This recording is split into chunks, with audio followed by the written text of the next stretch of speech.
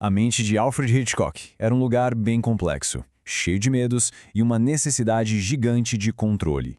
E os filmes dele? Bom, os filmes foram um mapa que ele deixou pra gente. Hoje, a gente vai decifrar esse mapa e transformar as técnicas e as ansiedades dele numa análise visual desse mestre do suspense. Essa frase do Jean Cocteau nossa, é perfeita. Ela captura exatamente essa coisa atemporal dos filmes do Hitchcock, né? Eles continuam funcionando, pulsando, muito tempo depois que o criador se foi. E para entender os filmes, a gente precisa primeiro entender a figura por trás deles. E que figura? Um paradoxo fascinante. Pensa só nesse conflito. Um cara, no fundo, super tímido, mas que desenvolveu uma necessidade obsessiva de controlar absolutamente tudo e todos ao redor. Essa tensão interna foi o verdadeiro motor de toda a vida criativa dele. E esse controle ia muito além do set de filmagem.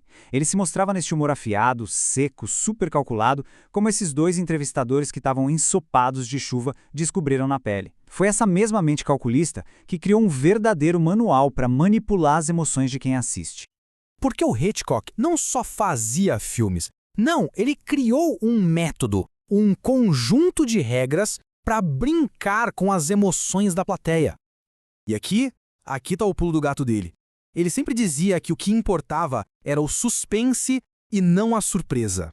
Surpresa é o quê? Bum, a bomba explode. Dá aquele choque de 15 segundos e pronto. Agora suspense, o suspense é quando a gente, o público, sabe que a bomba tá ali, debaixo da mesa, mas os personagens na cena não fazem a menor ideia. Isso não dá 15 segundos de choque, isso dá 15 minutos de pura ansiedade.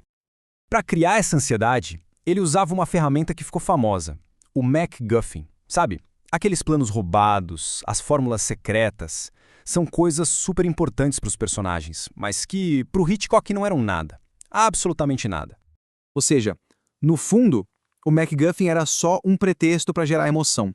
Ele não estava nem aí para quebra-cabeças, para quem matou quem. Ele achava isso frio, sem sentimento. O que ele queria era controlar o que a gente sentia.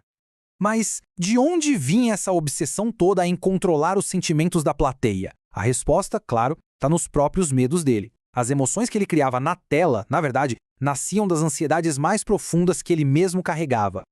A educação dele, que foi super rígida, com padres jesuítas, deixou marcas profundas. Ele desenvolveu um medo gigantesco de punição, um pavor de qualquer tipo de autoridade, principalmente da polícia.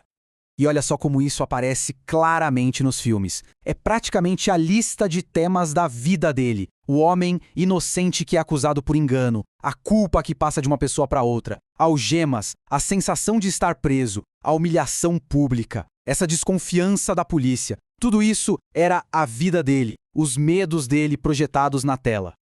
E esse desejo de controle todo o levou para o seu objetivo mais ousado como artista. Ele não queria dirigir atores, ele queria dirigir o público.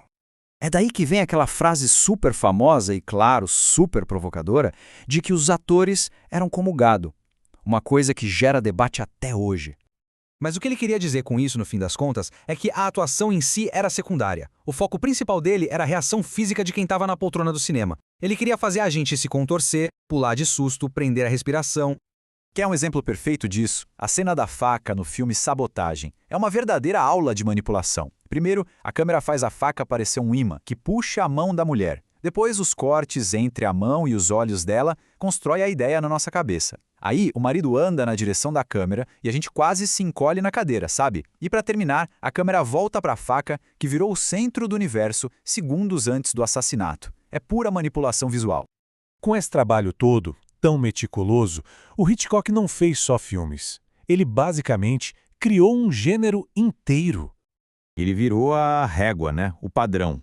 Qualquer cineasta que hoje se aventura a fazer um filme de suspense, lá no fundo está tentando chegar perto do que o Hitchcock fazia. O nome dele virou sinônimo do gênero.